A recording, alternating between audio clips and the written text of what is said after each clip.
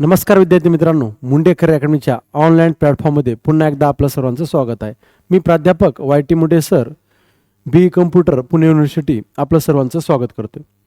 तर आज आपण अतिशय महत्त्वाचा यामध्ये खूप साऱ्या गोष्टी कव्हर होणार आहेत. आज तुमच्या भागात एक भूगोल विषय तुमचा कव्हर होईल, दुसरा पर्यावरण विषय महत्त्वाचा आहे यामध्ये, तिसरा चालू घडामोडीच्या विषयानं यावर प्रश्न येणार आहेत.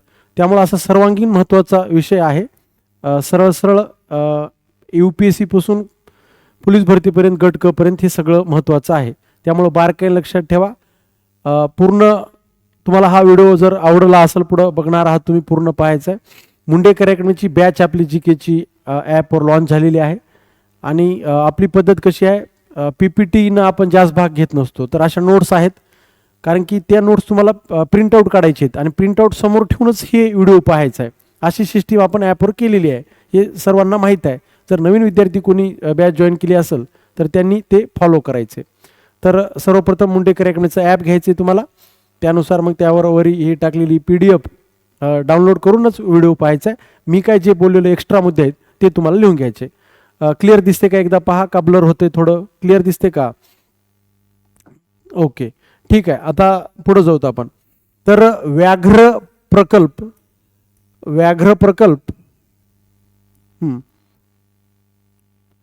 व व्याघ्र गणना. आता व्याघ्र प्रकल्प किती आहेत देशात, व्याघ्र गणना कितवी झालेली आहे, सुरुवातीला कितवी झाली, हे खूप सारे महत्त्वाचे मुद्दे आपल्याला लक्षात घ्यायचे. बघा, देशातील वाघाचे संरक्षण करणे आणि जैवविविधतेचे जतन करणे या उद्देशाने भारत सरकारने, इथं पहिला प्रश्न आहे, प्रोजेक्ट टायगर, त्यालाच मराठीत म्हणलेला आहे व्याघ्र प्रकल्प, इंग्लिशमध्ये आहे प्रोजेक्ट टायगर, ते बी येऊ शकते. तर व्याघ्र प्रकल्पाची सुरुवात कधी झाली, पहिला प्रश्न इथं आहे 1973ला. जेव्हा इंदिरा गांधी पंतप्रधान होत्या, आपला 1972 पर्यंत राष्ट्रीय प्राणी वाघ नसून सिंह होता 1972 पर्यंत. मग वाघाची संख्या खूप कमी होत होती. तुम्हाला माहिती आहे वाघाच्या तस्करीचं प्रमाण खूप आहे, कातडीचं खास करून. जुन्या काळात बी तुम्ही ऋषी मुनी पाहिले असेल की त्या वाघाच्या कातड्यावर बसलेले दिसतात, साधना करताना दिसतात.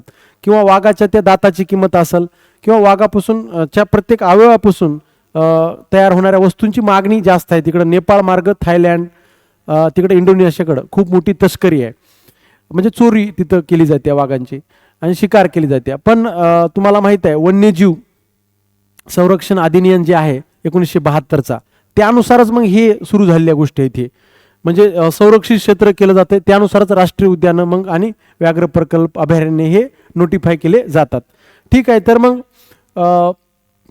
1973ला प्रोजेक्ट टायगर म्हणजे व्याघ्र प्रकल्पाची सुरुवात झालेली आहे. व्याघ्र प्रकल्पाचे व्यवस्थापन कोण करते बघा, राष्ट्रीय व्याघ्र संवर्धन प्राधिकरण, त्याला NTCA असं पण सुद्धा म्हणलं जाते, नॅशनल टायगर कन्झर्वेशन ऑथॉरिटी. जतन करण्याचं काम, संवर्धन करण्याचं काम या संस्थेमार्फत केलं जातं, ही राष्ट्रीय व्याघ्र संवर्धन प्राधिकरणाकडून, आणि त्याच्यासाठीच त्याला स्थापन केलेलं आहे. आणि बऱ्याच ठिकाणी तुम्ही पाहताय की पेपरवर मागं पाहिले असेल व्याघ्र प्रकल्प, कोणी म्हणते 53 आहे, कोणी म्हणते 54 आहे, कोणी 55, त्यांचं कन्फ्युजन आहे. पण आपण जो हा डेटा घेतलेला आहे, ही माहिती आहे, मी कुठलीही माहिती वेबसाईटवरून घेतो, त्या कुठल्या तर जी गव्हर्नमेंट वेबसाईट आहे gov.in, आणि इकडे ज्या वेबसाईटचं नाव, ही वेबसाईट कधी फॉलो करायची. जर तिथं चुकून दुसरे पर्याय दिला तर हे MPSCला UPSCला मानावं लागतं ह्याचं, की गव्हर्नमेंटच्या वेबसाईटनं.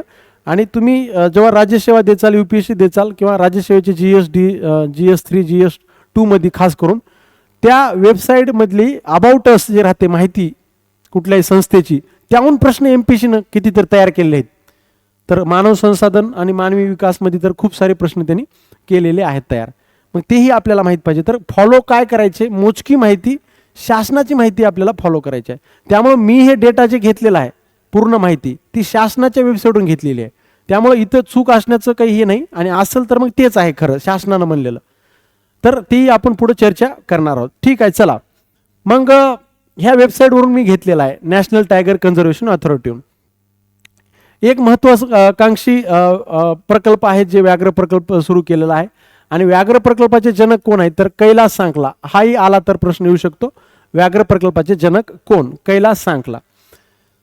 2022च्या व्याघ्र गणनेनुसार वाघांची संख्या किती, हा चालू घडामोडीचा मुद्दा आहे. तर 2022च्या ह्याच्यात बी पंतप्रधानांनी मागे जाहीर केलं तेव्हा आकडेवारी वेगळी होती. म्हणजे 2967 मध्ये 200 त्यांनी वाढले असं धरून 3167 केली होती सुरुवातीला. गोंधळून जाऊ नका तुम्ही. पण जेव्हा अंतिम आकडेवारी खरी आली याची, तर 3682 ही आकडा आलेला आहे. मग तुम्हाला हे 3682 आकडा लक्षात ठेवायचा आहे. जगाच्या एकूण किती टक्के वाघ भारतात आहेत, खूप मोठा आकडा आहे बघा. जगात जर 4 वाघ असतील त्यापैकी 3 वाघ भारतात आहेत, म्हणजे 75% वाघ भारतात राहतात. आणि तुम्हाला माहित आहे आशियाई सिंह पण भारतात आहेत, गिर इथे. आणि मग व्याघ्र प्रकल्प, इतके व्याघ्र प्रकल्प 55 आहेत, त्यामध्ये वाघ तर आहेतच. वनरक्षकला प्रश्न विचारला गेला होता की असा जगातील देश कोणता आहे ज्यामध्ये वाघ पण आहेत आणि सिंह पण आहेत. असा एकमेव देश भारत देश आहे. मग काही देशात सिंह आहेत आफ्रिका खंडात, पण तिथे वाघ नाहीत, कारण की वाघ आफ्रिका खंडात जास्त नाहीत. भारतात इकडं नेपाळला काही, इकडं थायलंडकडे जास्त आढळू शकतात. तर भारतात एकूण व्याघ्र प्रकल्प किती आहेत, तर 55 आहेत सध्याच्या ह्याच्यानुसार. पुढं थोडंफार बदल झाला तर मी तुम्हाला अपडेट सांगाल. महाराष्ट्रात एकूण व्याघ्र प्रकल्प किती आहेत, तर 6 आहेत. तर महाराष्ट्रात राष्ट्रीय उद्यानं पण 6 आहेत, व्याघ्र प्रकल्प पण 6 आहेत. भारतात व्याघ्र प्रकल्प किती आहेत, तर 55 आहेत. हे आपल्या लक्षात आलं पाहिजे. देशात 1972-73 जे टायगर प्रोजेक्ट जे आहे व्याघ्र प्रकल्प, तर सुरुवातीला 9 ह्याची सुरुवात झाली होती. त्यात आपला महाराष्ट्राचा एक होता मेळघाट. अशा सोबत बाकीचे 8 होते, पण महाराष्ट्रातला पहिला व्याघ्र प्रकल्प असं म्हणू शकतो आपण की अमरावतीमधील मेळघाट आहे. पण सोबत होते 9, हे आपल्या लक्षात आलं पाहिजे. पुढले जी के इथं दिलेलं मी एकाच नोट्समध्ये तुम्हाला की व्याघ्र दिन कधी आहे, तर 29 जुलैला दरवर्षी जागतिक व्याघ्र दिन साजरा केला जातो. हे आपल्या लक्षात आलं पाहिजे. मग 55 व्याघ्र प्रकल्प कोणता आहे, धोलपूर करोली म्हणून. धोरपूर करोली हा राजस्थानमधील एक लेटेस्ट केलेला आहे व्याघ्र प्रकल्प जाहीर केलेला आहे, हे लक्षात घ्या. भारताची व्याघ्र राजधानी म्हणून किंवा राष्ट्रीय व्याघ्र राजधानी म्हणून कुणाला म्हटलं तर ते कुठलं शहर, तर आपल्याला माहित आहे जे 0 माईल जिथं आहे मध्यवर्ती ठिकाण जे आहे देशाचं नागपूर, आणि त्याच्या आजूबाजूला 5 व्याघ्र प्रकल्प आहेत. त्यामुळं देशाची व्याघ्र राजधानी, वाघाची राजधानी कुणाला म्हटलं जाते, यावर पण प्रश्न आहे. तर नागपूर लिहायचं आहे आपल्याला, जी महाराष्ट्राची उपराजधानी आहे. पहिली व्याघ्र गणना कधी झालेली आहे, 2006ला झाली आहे. आणि वाटल्यास लिहून घ्या, दर 4 वर्षांनी, दर अलीकडे दर 4 वर्षांनी व्याघ्र गणना केली जाते. तर किती वर्षांनी केली जाते, दर 4 वर्षांनी केली जाते. मग 2006ला झाली. इथं थोडं वाटल्यास खालचं पहा. हां, पहिली व्याघ्र गणना इथं दिलेलं आहे मी, आतापर्यंत झालेल्या व्याघ्र गणना. तर पहिली व्याघ्र गणना 2006ला झाली. तेव्हा वाघ किती होते पूर्ण भारतात, 1411, 1411, 1411. दुसरी व्याघ्र गणना दर 4 वर्षांनी होते, म्हणजे 10ला झाली 1706. तिसरी 2014ला झाली 2226, 2226. 2018च्या व्याघ्रेनुसार 2967 वाघ होते. आणि 2022च्या अंतिम आकडेवारीनुसार 3682 वाघ भारतामध्ये आहेत. म्हणजे चांगली वाढ व्हायला. आणि जे आपला हेतू होता व्याघ्र प्रकल्प असा हे करण्याचा, तो थोडा साध्य होताना दिसतोय आणि वाघाची संख्या वाढत आहे. मग आपण चित्ते पण आफ्रिकेतून आणि दक्षिण आफ्रिका खंडातून नांबे आणि इथून मागवलेले आहेत, हे पण तुम्हाला माहित आहे. कुनो राष्ट्रीय उद्यानामध्ये ते ठेवलेले आहेत, मध्य प्रदेश येथे. बघा, थोडं ह्याच्यावर तुम्हाला अधोरेखित करायचंय, बाकी बघण्यात राहू द्या. हां, राज्यसेवा इकडे तिकडे जोड्या लावाय प्रश्न येऊ शकतो, पर्यावरणच्या ह्याच्यात त्याच्यात कुठे येऊ शकतो, तर हे थोडं बघण्यात असू द्या. हा, मग आता मी वर येतो थोडं. पुन्हा बघा, व्याघ्र गणना किती वर्षांनी होते, 4. पहिली कधी झाली ती 2006. पहिल्या गणनेचे तर वाघ किमान तुम्ही लक्षात ठेवलं तरी चालते, नसले तरी शेवटच्या मात्र हे तर तुम्ही ठेवायचंच आहे इथं, 3682 वाघ. मग 2022ची जी व्याघ्र गणना आहे 2022ची, त्यामध्ये टॉपचे कोण राज्य आहेत 4 ते मी इथं घेतलेत. महाराष्ट्र 4था आहे, लक्षात घ्या. बघा, भारतात सर्वाधिक वाघ असलेले राज्य कोणतं, मध्य प्रदेश आहे. 785 वाघाची संख्या आहे 2022च्या व्याघ्र गणनेनुसार, हे आपल्या लक्षात आलं पाहिजे. नंतर कर्नाटक आहे. आणि इथं तुम्हाला दुसरं एक जी की इथं लिहून घ्यायचे तुम्हाला, भारतात सर्वाधिक वन असणारे राज्य, सर्वाधिक वन असणारे राज्य पण मध्य प्रदेशच आहे, हे लक्षात लिहून घ्या. कुठेही प्रश्न येऊ शकतो. मग उत्तराखंड तिसऱ्या नंबरला आहे आणि महाराष्ट्र चौथ्या नंबरला आहे. हे आपल्या लक्षात आलं पाहिजे. 444 पाठ करायला सोपं आहे बघा. 444 आणि नंबर पण महाराष्ट्राचा चौथाच आहे. तर 444 वाघ इतके आहेत, हे आपल्या लक्षात आलं पाहिजे. मध्य प्रदेश 1, कर्नाटक 2, उत्तराखंड 3 आणि महाराष्ट्र 4. ही शक्यतो अशी आकडेवारी येणार नाही. एमपीसीला जरी आलं तरी 4 राज्य दिले जातील आणि वाघाच्या चढत्या क्रमाने लिहा, उतरत्या क्रमाने लिहा, संख्येनुसार असं म्हणलं जाईल. थोडं रिकॉल करतो तुम्ही बघा. चला, व्याघ्र प्रकल्पाची सुरुवात कोणत्या वर्षी झाली? 1973. 1972-73 ज्या आर्थिक वर्षात सुरुवात झाली तेव्हा किती व्याघ्र प्रकल्प जाहीर करण्यात आले? तर 9. त्यातला महाराष्ट्रातला कोणता होता? मेळघाट होता. व्याघ्र प्रकल्पाचे जनक कोण? कैलास सांकला. आणि व्याघ्र प्रकल्पाची सुरुवात झाली तेव्हा पंतप्रधान कोण होत्या? तर इंदिरा गांधी होत्या.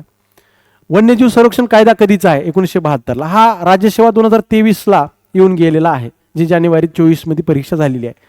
तर त्यावर जोड्या लावाय प्रश्न आले. जे महाग आपल्या भूगोलमध्ये झालेला आहे बघा, तिथेही राष्ट्रीय उद्यान हे ते पाहिलेत आपण आणि व्याघ्र प्रकल्प तिथेही पाहिलेत, पण हे थोडं एक्स्ट्रा आपण इथं माहिती घेणार आहोत. चालू घडामोडीचे अँगल सुद्धा आहे, पर्यावरणचे आहे, भूगोल तर आहेच.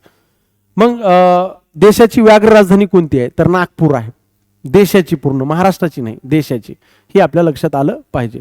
व्याघ्र गणना दर किती वर्षांनी होते? दर 4 वर्षांनी होते. पहिली कधी झाली ती? 2006. दुसरी 2010, तिसरी 2014, चौथी 2018 आणि ही किती होती? तर 2022 ची होती. 2022च्या व्याघ्रानुसार देशात वाघ किती? तर 3682 वाघ इथं आहेत. एकूण देशात व्याघ्र प्रकल्प किती आहेत? तर 55. महाराष्ट्रात व्याघ्र प्रकल्प किती आहेत? 6 आहेत. पहिला मेळघाट म्हणायचं, हे आपल्या लक्षात आलं पाहिजे.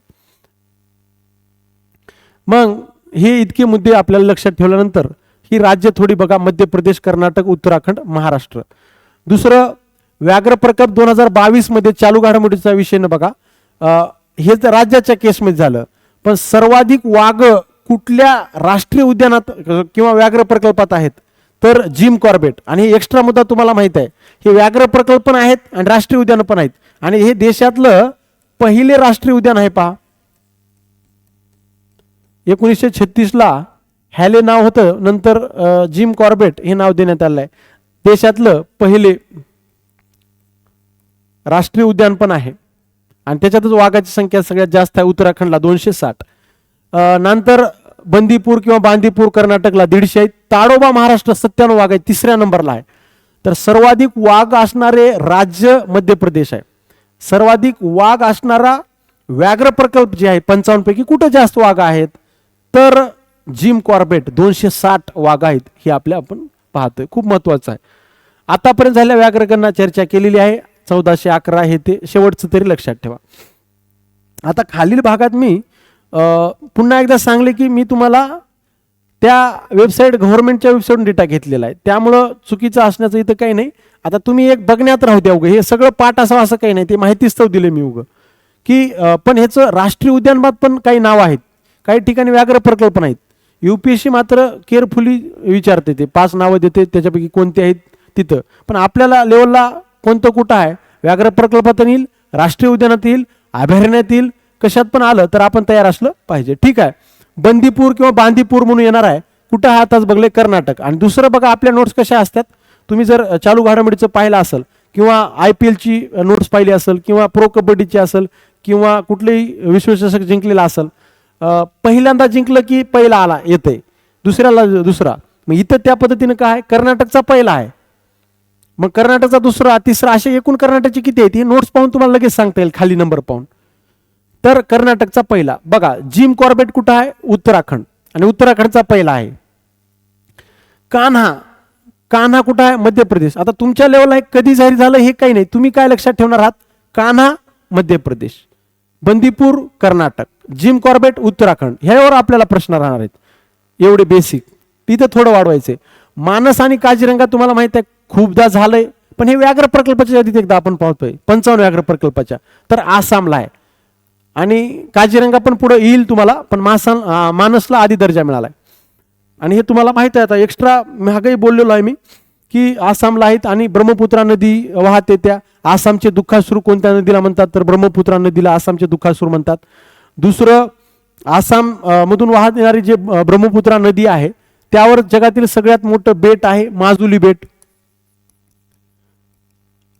तर नदीवरील सगळ्यात मोठं बेट कोणतं आहे आणि कोणत्या नदीवर आहे? ब्रह्मपुत्रेवर आहे सगळ्यात मोठं, आणि त्याला जिल्हा पण घोषित केलेला आहे आसाम सरकारनं. तर हे महत्वाचं आहे. आणि दुसरं काय करायचे, हे एरिया बिरिया काही नाही, ह्या एरियामध्ये कोर एरिया, बफर एरिया, मग टोटल एरिया असं असते.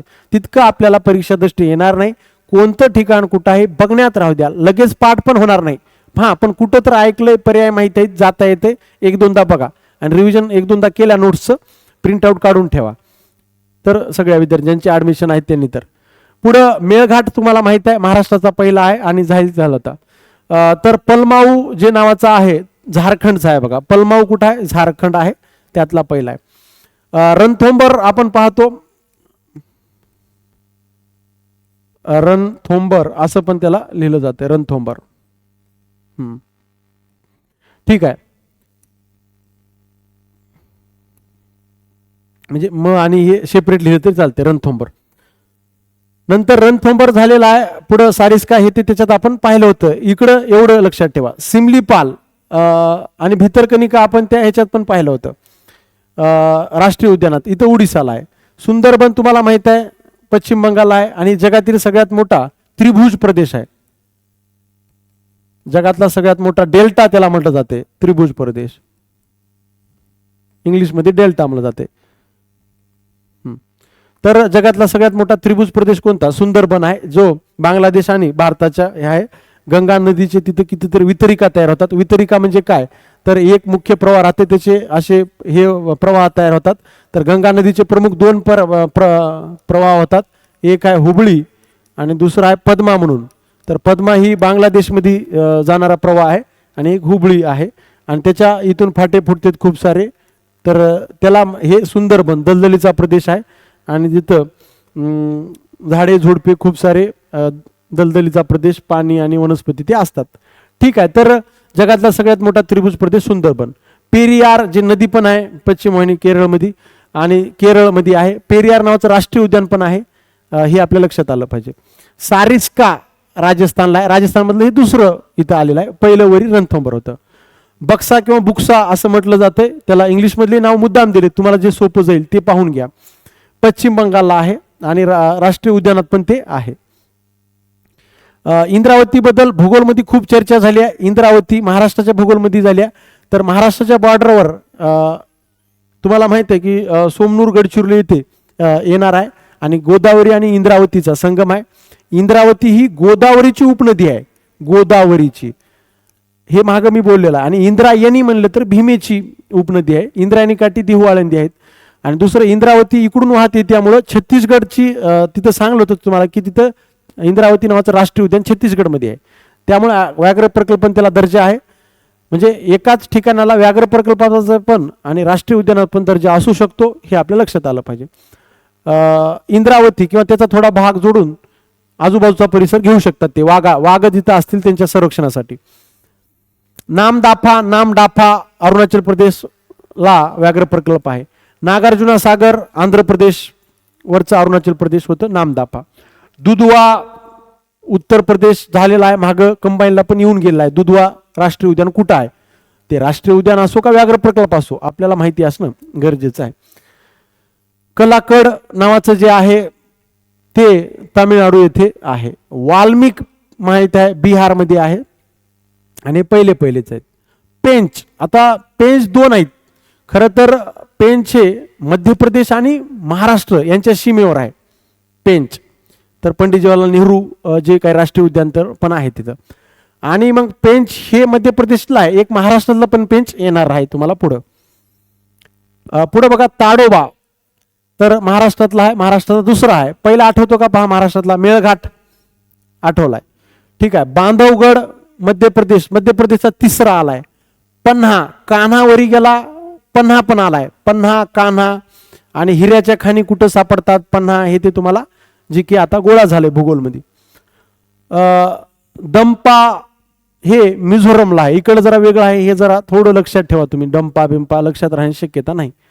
भद्रा कर्नाटकला आहे. बघा इथं हे पेंच, हे वरचं पेंच हे मध्य प्रदेशमध्ये भाग घेतलाय. इथलं पेंच जे आहे महाराष्ट्रात आहे आणि तिसरा आहे. पहिलं महाराष्ट्राचे थोडे स्टार करू शकतो, मार्कर आहे, कुठेतरी लॅबमध्ये बसून ऐकताय तर ते स्टार करा. मेळघाट असेल, ताडोबा असेल, पेंच असेल तर महाराष्ट्र आहे. आणि हे स्वतंत्र आपण माग एका नोट्समध्ये पाहिलेलंच आहे पहा, की राष्ट्रीय उद्याने, व्याघ्र प्रकल्प हे आपण अलग मागच्या एका नोट्समध्ये पाहिलं. इथं थोडं नवीन सगळं पाहतोय आपण. पक्के हे अरुणाचल प्रदेशचं दुसरं आहे. हे राज्यसेवेच्या दृष्टीने ते थोडं महत्त्वाचं आहे. जर भविष्यात तुम्ही कंबाईन पण देणार असाल, आता कंबाईनला मेन्सला सुद्धा हा भाग आलाय पर्यावरण भूगोल म्हणून, त्यामुळे तिथंही कामाला आलाय. अगोदर मेन्सला विज्ञान नव्हतं पण आता आलंय. प्रीला तर आहेच, मेन्सला आहे भूगोल पर्यावरण म्हणून, विज्ञानच्या अँगलनेही तिकडे येऊ शकते. नामेरी मधून आसामला आहे, हे थोडं वेगळं नाव आहे.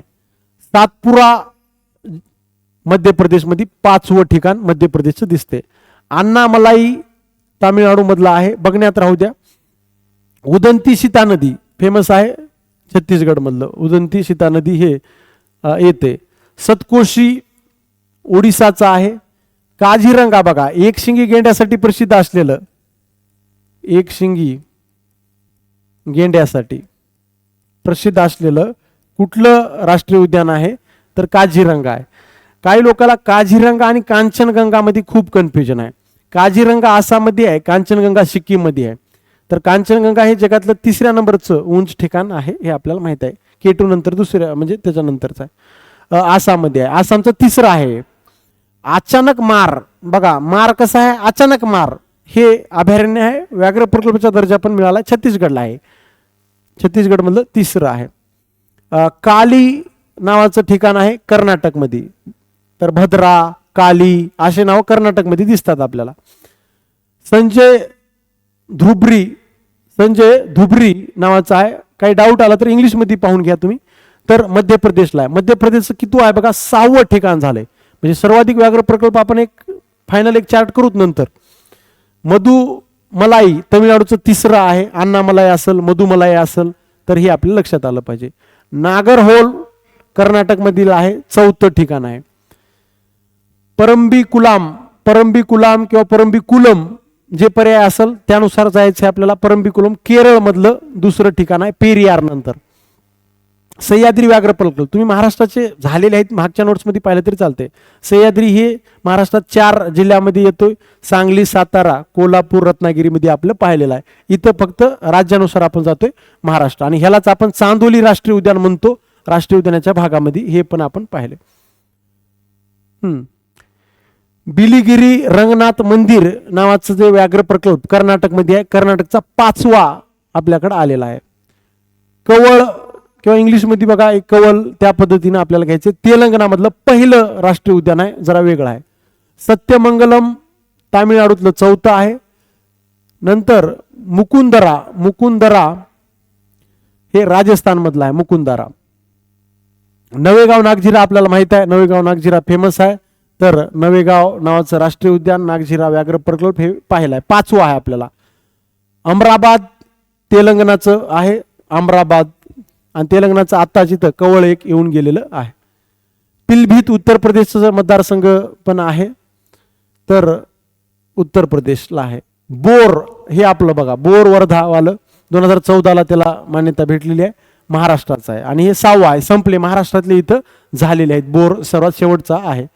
राजाजी आपल्याला माहित आहे, तर उत्तराखंडला आहे. आणि दुसरं, ह्या नोट्स आता तुम्हाला येईल का नाही मला माहित नाही, येईल 100%. ह्या पिलभीतवर जर तुम्ही टिक केलंय, ठीक आहे, त्या तिकडल्या भागात येईल, म्हणजे PDF मध्ये आलेलं नाही, तर त्याच्यावर जाऊन तिकडे पण जाता येत होतं. ठीक आहे, नाही आलेलं आहे, लिंक आपल्याला आली नाही. 1 मिनिट मी चेक करतो पेन बंद करून. नाही, ठीक आहे, जाऊ द्या.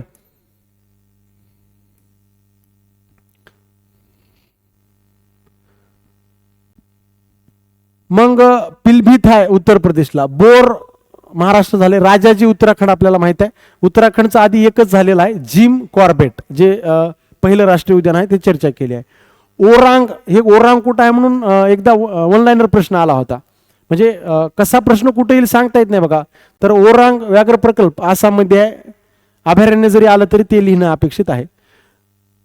तर कामलंग जे आहे तर अरुणाचल प्रदेशचा तिसरा व्याघ्र प्रकल्प आहे. श्रीविल्ली पुथूर नावाचं जे आहे मेघामलाई, बघा श्रीविल्लीपुथूर मेघामलाई, हे पुढे तुम्ही लिहून घ्या वाटल्यास मेघामलाई, जी माझ्याकडून राहिलेली लिहायचं.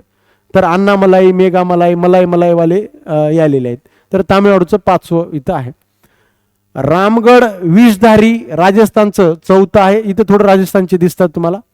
राणीपूर नावाचं 53वं उत्तर प्रदेशचं आहे. 22ला आता आलो आपण चालू घडामोडीकडे. वीरांगना दुर्गावती हे मध्य प्रदेशला आहे आणि मध्य प्रदेशचे सर्वात जास्त व्याघ्र प्रकल्प आहेत, 7 आहेत. हे पण आपल्याला एक्स्ट्रा नॉलेज गोळा करायचे. धोलपूर करौली जे मी वर सांगलं होतं 55 तुम्हाला काढून दिलं होतं, धोलपूर करौली हे 2023ला मान्यता मिळालेलं सर्वात शेवटचं आहे. आणि तुम्ही जर या वेबसाईट पण गेलात त्याचे GR पण आहेत, कधी नोटिफाईड झालेले, त्याच्या तारखासहित आहेत. त्यामुळं शासनाच्या वेबसाईट तर हे आहे. काही ठिकाणी 55 म्हणून महादेवी म्हणून गोव्याचा कुठंतरी मेन्शन केला दिसतोय, पण माझ्या मताने ते इकडं 56 म्हणून कुठंतरी येईल नंतर, पण सध्या त्याचं काही नाही. तर आपण शासनाच्या वेबसाईटला फॉलो करूत. मग बाकी प्रायव्हेट ठिकाणी कुठं काय ह्याला शासन दखल घेत नाही, UPSC MPSC दखल घेत नाही, मग आपण त्यालाच फॉलो करून हे आपण अभ्यास करणार. तर धोलपूर करौली नावाचा 55वा व्याघ्र प्रकल्प हा शेवटचा आहे सध्या तरी, आणि तो राजस्थानमध्ये आहे. राजस्थानचा तो 5वा आहे. आपल्याला माहित असलं पाहिजे. थोडे थोडे तर लक्षात राहतात का, रणथंबर, सारिस्का, हे आपल्याला थोडं, आणि किंवा इथला हे जे आता झालेलं आहे रामगड विषधारी हे लक्षात ठेवा. आता दुसरं काय करा, थोडे इथले 1-2 बघा म्हणजे कन्फ्युजन टाळण्यासाठी. तर रामगड विषधारी राजस्थानचा आहे हा 52वा, राणीपूर 53वा आहे, वीरांगना दुर्गावती 54वा आहे, आणि धोलपूर करौली यामध्ये बी ठीक आहे बऱ्यापैकी तर आहे काही ठिकाणी, पण थोडं वर खाली होऊ शकते. पेपरवाल्या पण चुकीचं मागं दिलं होतं. त्यामुळं पुन्हा एकदा मी सांगतो की शासनाच्या वेबसाईटवरचं तर हेच आहे, हे फॉलो करा. तुम्हाला जर वाटत नसेल तर मग तुम्ही चेक करून घेऊ शकता अजून. तर सध्या तर इतकं आहेत. मग सर्वात जास्त व्याघ्र प्रकल्प असणारं राज्य कोणतं, तर मध्य प्रदेश. किती आहेत, 7 आहेत. काही ठिकाणी तर वाघाची संख्या नसल्यामुळं व्याघ्र प्रकल्प असणार नाही. दुसरं महाराष्ट्रात किती आहेत, तर 6 आहेत. हेही झालंय. राजस्थानचं शेवटचं होतं हे, आणि हे कितवं होतं राजस्थानमधलं जर असा डीप प्रश्न आला तर 5वं. इतकं येणार नाही. मग तुमचं काम काय आहे, हे कुठं कुठं आहेत थोडं बघून घ्यायचं आहे आपल्याला. आणि महाराष्ट्राचे तर माहीतच आहेत आपल्याला, जिल्हा वाईज माहीत आहेत ते. इथं थोडं राज्य वाईज आपण घेतलेलं आहे.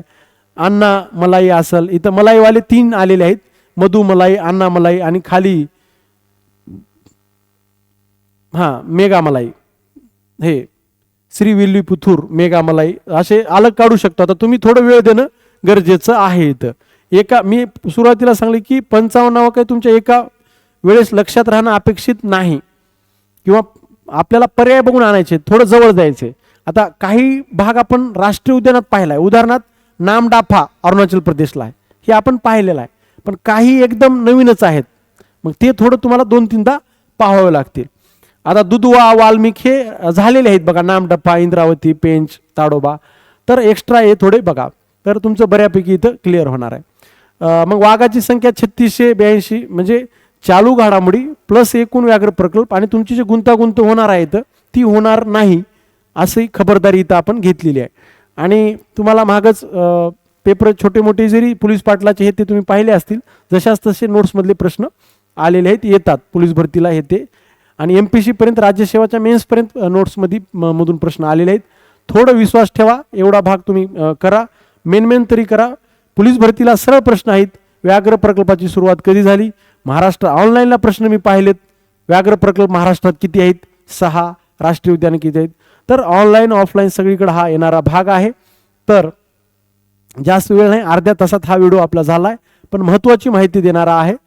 2022च्या जी 5वी व्याघ्र गणना होती त्यानुसार वाघाची संख्या किती आठवत्या का पहा, तर 3682 वाघ इथं दिसतात आपल्याला.